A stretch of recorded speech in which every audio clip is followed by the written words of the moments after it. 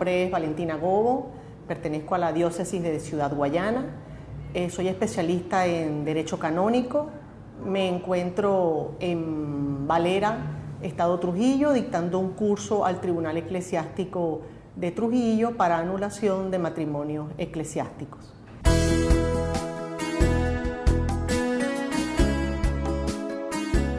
El derecho canónico, que es el conjunto de normas que rige a la Iglesia Católica, donde está plasmado la manera como la Iglesia Católica dentro de la parte legal debe desenvolverse, tiene un apartado que habla del derecho matrimonial. El derecho matrimonial, el matrimonio como tal, es un sacramento que, como bien lo dice el sacerdote, al momento de celebrar el acto eclesiástico, le dice a la pareja que lo que ha unido Dios no lo separe el hombre, pero existen causales que pudieran determinar que ese matrimonio que se celebró nunca ha sido celebrado porque desde el inicio ese matrimonio ha sido nulo. La Iglesia no habla de divorcio ni es divorcista. La Iglesia pudiera anular el matrimonio eclesiástico. Repito, no es divorcista, no todas las causas que pueden presentarse en el Tribunal Eclesiástico lastimosamente son anulables, solamente son anulables algunas causas muy particulares que quedan enmarcadas dentro de las causales establecidas por el Código de Derecho Canónico.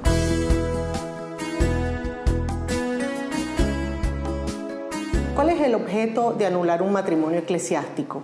Es un poco darle tranquilidad a las almas, un poco darle tranquilidad a las personas. Hay personas que han tratado de rehacer sus vidas, han encontrado una nueva pareja con la que tienen muchos años, están viviendo en sana paz, pero les falta un elemento importante que es comulgar, porque, como saben, una vez que uno ha tenido un sacramento eclesiástico y se separa y vive con otra persona, ya sea de hecho o a través de un matrimonio civil, para la Iglesia está viviendo en pecado. Por lo tanto, esa persona no puede comulgar. Ese tipo de personas se acercan a los tribunales eclesiásticos para plantear sus problemas y el tribunal eclesiástico en pleno los escucha para ver qué pudiéramos hacer para ayudarlos.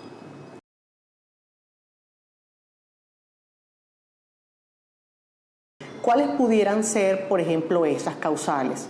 Una exclusión de la fidelidad, que es una persona que de manera inmadura durante el acto del noviazgo ha mantenido relaciones paralelas con otra persona, además de esta novia oficial con la cual va a contraer matrimonio. Y su conducta continúa después de celebrado el matrimonio. Debemos entender que dentro de las obligaciones esenciales del matrimonio está la unidad y la indisolubilidad. Quiere decir que cuando uno se casa es una sola persona con su pareja y ese matrimonio no puede disolverse. Pero si mi intención al contraer matrimonio no ha sido la unidad, porque dentro de mi ser, dentro de mi consentimiento, no entiendo lo que es la unidad, ese matrimonio desde el mismo momento de su celebración ha sido nulo. Esto es uno de los casos que pudiera tratarse para ser anulado. Por supuesto, cada una de las cosas que presenten las personas, sus causas, deben ir acompañadas de pruebas. Las pruebas son lo que le permiten a los jueces llegar a la certeza moral de lo que le está planteando la persona es cierto. Otra de las causas puede ser, por ejemplo, la exclusión de la prole. Es decir, desde el inicio de la relación de noviazgo, una de las partes ha negado la posibilidad de tener hijos o simplemente no lo conversaron y al momento de contraer matrimonio, que la finalidad del matrimonio es la familia, es la procreación, una de las partes establezca que no desea tener hijos porque para ellos los hijos pudieran ser un estorbo o cualquiera que sea la razón que alude. La otra persona pudiera en un momento determinado establecer que no quiere seguir casada con esta persona porque la finalidad por la cual se casó era formar una familia. Pudiera entonces intentar una causa de nulidad por exclusión de la prole.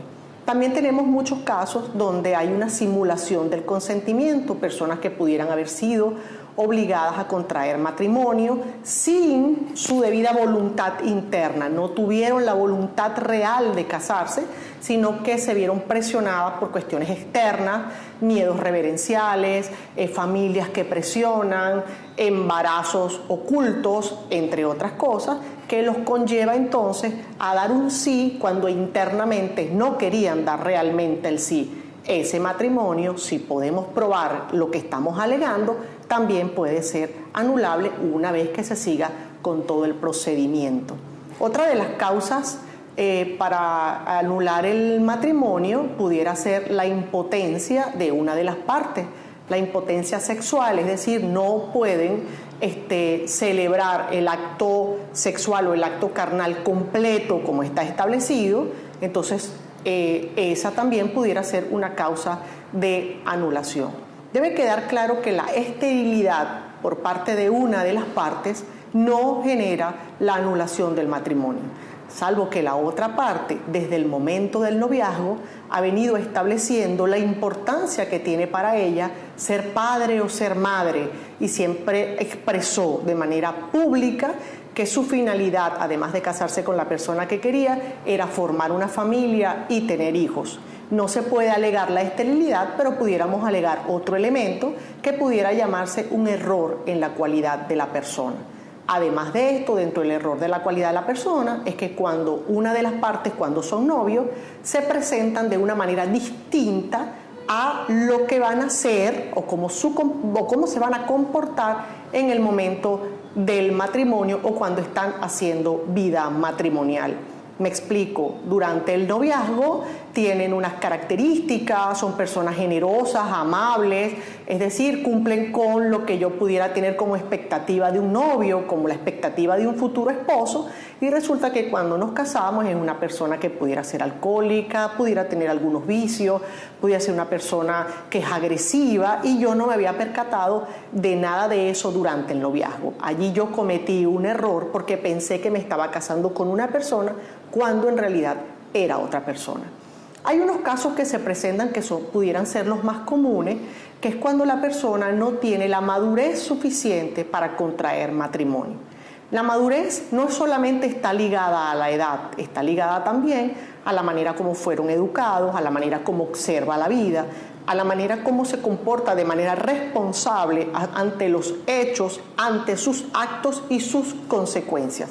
Una persona pudiera casarse sin saber a ciencia cierta cuáles son las obligaciones esenciales que implica el matrimonio tanto para la esposa como para el esposo.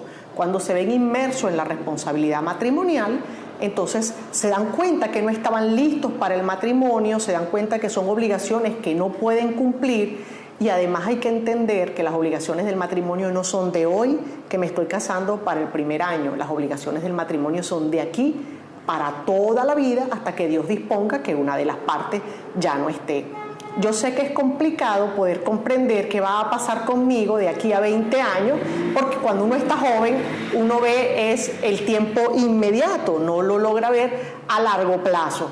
Pero el matrimonio debe entenderse, desde el momento en que yo contraigo matrimonio, debe entenderse todas las obligaciones que implica, porque posiblemente los primeros años de matrimonio son agradables, somos felices, estamos juntos, pero luego vienen los hijos implican una gran responsabilidad y parte de la vida va a cambiar, porque ahora nuestra prioridad, además de nuestro esposo o nuestra esposa, son nuestros hijos, y debemos luchar y velar para que nuestros hijos sean educados, darles tiempo, dedicarles tiempo para que crezcan en una familia que les ha dado apoyo, porque lo importante no es lo material, es lo sentimental, lo moral y lo emocional, para que nuestros hijos crezcan sin ningún tipo de carencia ni ningún tipo de deficiencia emocional que se va a ver reflejada después a lo largo de su vida, y puede generar una persona que sea deficiente en alguna de su vida y no logre entonces ser una persona responsable.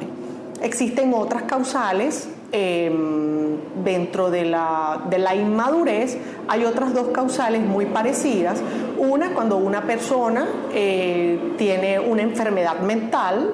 Eso estaría enmarcado, la gente habla mucho del 1095, El 1095 tiene 3 parágrafos. El parágrafo 1 está hablando de las enfermedades mentales que pudiera tener una persona, como una persona con una demencia que pudiera ocultarse, pero que a la hora de convivir tengan esta demencia, una persona con Alzheimer o con cualquier otro tipo de dificultad o de discapacidad que no le permita asumir realmente las obligaciones del matrimonio.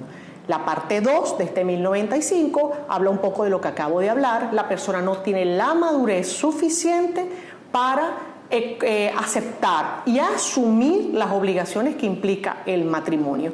Y la parte 3, que es una parte más médica, más psiquiátrica, es una persona que pudiera estar enmarcada dentro de la homosexualidad, dentro de la drogadicción, dentro del alcoholismo y cualquiera otra de las fases que pudiera estar aquí. Esa persona, si estaba en esas condiciones al momento de dar el sí, no tenía la capacidad suficiente para saber lo que estaba haciendo y mucho menos tiene la capacidad para asumir realmente lo que implica el matrimonio.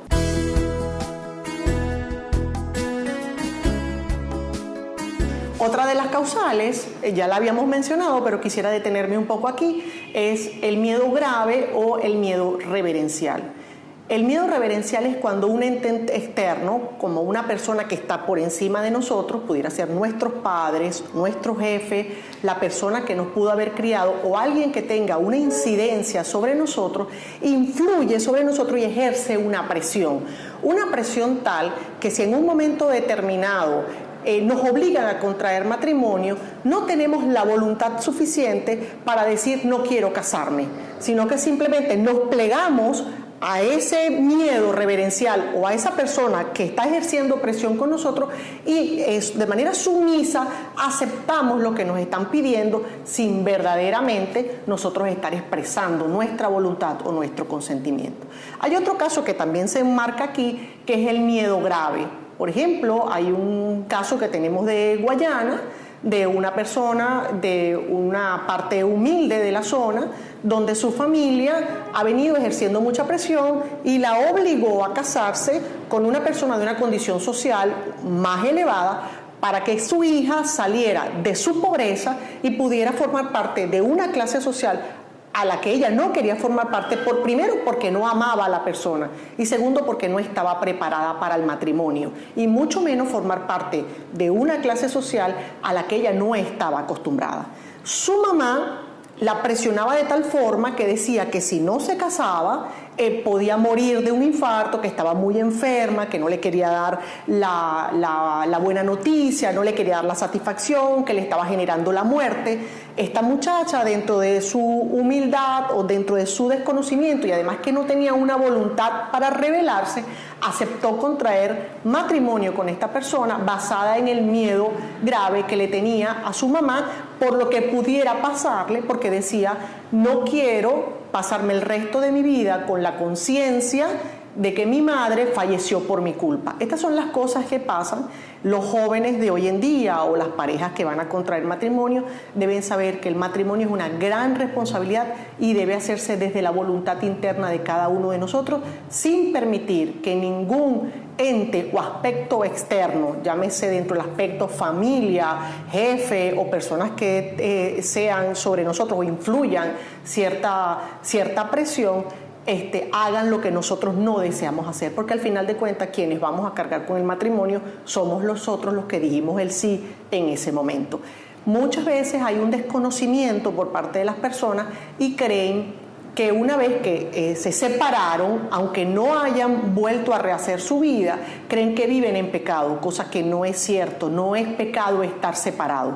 El pecado para la iglesia es estar casado por la iglesia sin que el matrimonio haya sido anulado y haber contraído un nuevo matrimonio. El Papa Francisco ha dado apertura a todas las personas. La iglesia es madre de todos nosotros, con la única diferencia que para estas personas no está permitida la comunión, pero sí está permitida la posibilidad de anular el matrimonio.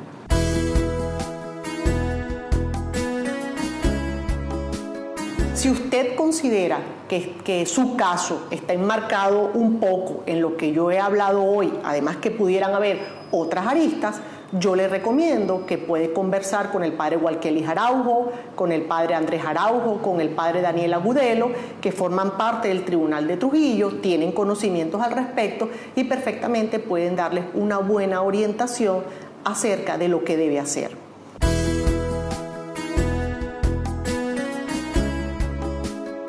Ahora bien, hablemos un poco del tribunal. ¿Cómo funciona el tribunal? El tribunal está conformado por varias personas. Hay unos abogados que trabajan para el tribunal, que son los que representan a la persona en el tribunal, los acompañan, los ayudan, los acompañan en sus declaraciones, lo ayudan a la redacción de la demanda para ser introducida. Está el defensor del vínculo. El defensor del vínculo es aquel que trata de proteger el vínculo matrimonial por encima de todas las cosas, ya que habíamos hablado que lo que Dios ha unido no lo separa el hombre. Entonces el defensor del vínculo trata de mantener esa unión matrimonial. Indiscutiblemente que si el defensor del vínculo ve que existen causas reales que no permitieron que ese matrimonio realmente existiera, simplemente se plega a la justicia del tribunal y continúa el procedimiento sin problemas. Tenemos al vicario judicial, que es, digamos, la persona encargada del tribunal. En el caso del Tribunal de Trujillo es el padre Walkelis Araujo. El vicario judicial, que además es juez para dictar la sentencia, juez de las causas, es la persona que dirige al tribunal y su buen funcionamiento, vela por su buen funcionamiento. Igualmente tenemos al notario. En el caso de Trujillo, el notario es el padre Andrés Araujo, quien toma las declaraciones, quien envía un poco los cuestionarios, quien hace las citaciones para que se respete el debido proceso. Todas las partes, tanto la parte demandante, que es la que inicia el procedimiento, como la parte demandada, que es la parte a la que se demanda para nulidad, tienen derecho a la defensa dentro del procedimiento. Se sigue un procedimiento limpio, como si fuera un procedimiento civil, donde ambas partes tienen derecho a ser defendidos, ambas partes tienen derecho a un abogado especialista en derecho canónico. Un abogado civil no lo puede acompañar porque no conoce la normativa canónica, para que se cumpla el debido proceso.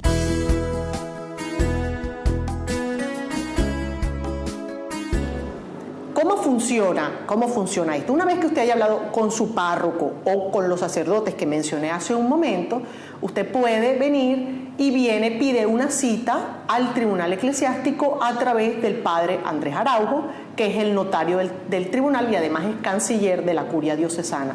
El padre Andrés le dará una cita y haremos lo que se llama un coloquio. Un coloquio es una parte informal que no está dentro del procedimiento, donde el tribunal en pleno escuchará un poco cuál es su situación. En ese momento, el tribunal le puede dar una luz y le puede decir su caso puede ser anulable. No le va a decir es anulable, porque al final la decisión la va a tomar un colegio de jueces, pero los abogados y las partes que están escuchando a esta persona pudieran decir, mire, si hay posibilidades, hay unas causales que pudiéramos enmarcar y necesitamos las pruebas suficientes para demostrar que lo que usted dice es cierto. Una vez que esto pase, el notario le enviará su correo electrónico, y si no tiene correo electrónico se lo entregará impreso, le dará un cuestionario. ¿En qué consiste el cuestionario? Es un poco para que usted nos narre o nos relate los hechos, desde el mismo momento en que conoció a la persona con la que se casó hasta el momento de la ruptura.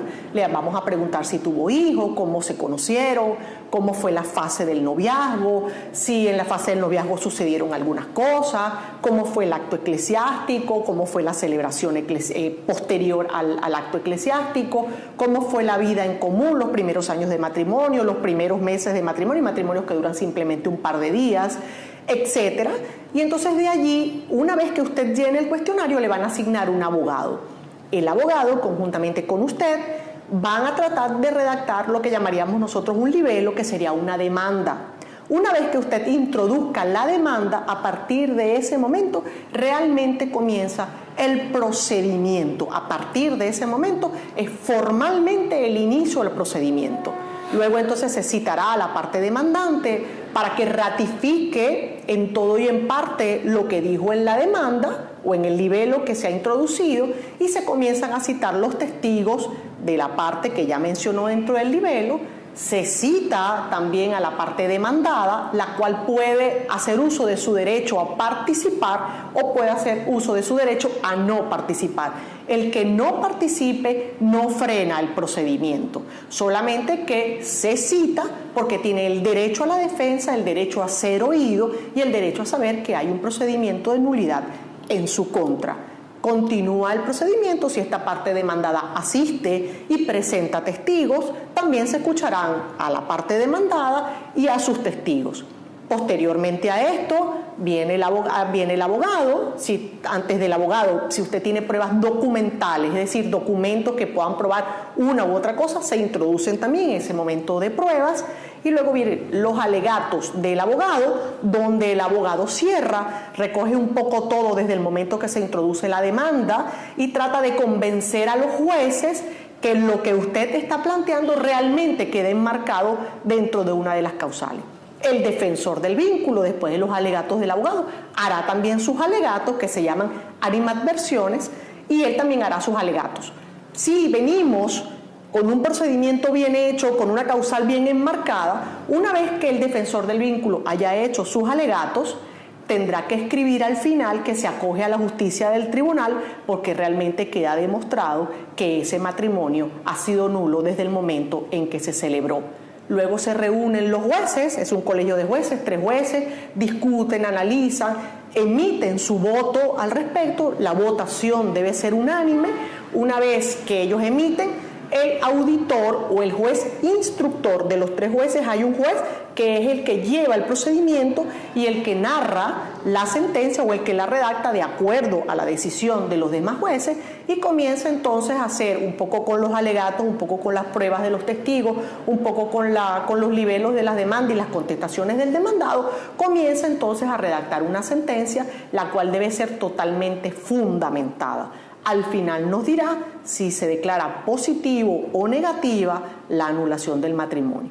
En el caso de que sea positiva, que es lo que esperamos todos, porque si estamos recibiendo, queremos tener la certeza que realmente hay una causal de nulidad, pasa a una segunda instancia, que para el Tribunal de Trujillo, la segunda instancia es el Tribunal de Mérida, el cual ha sido muy rápido en su respuesta. En 15 días, 30 días, da la ratificación de la sentencia, es decir, dice sí, estamos de acuerdo con la sentencia emitida por ustedes, y a partir de ese momento la persona puede volver a contraer nupcias eclesiásticas con la nueva pareja que pudiera tener, o más adelante, si pudiera tener otra pareja, puede perfectamente casarse nuevamente por la iglesia, porque a los efectos nunca estuvo casado por la iglesia.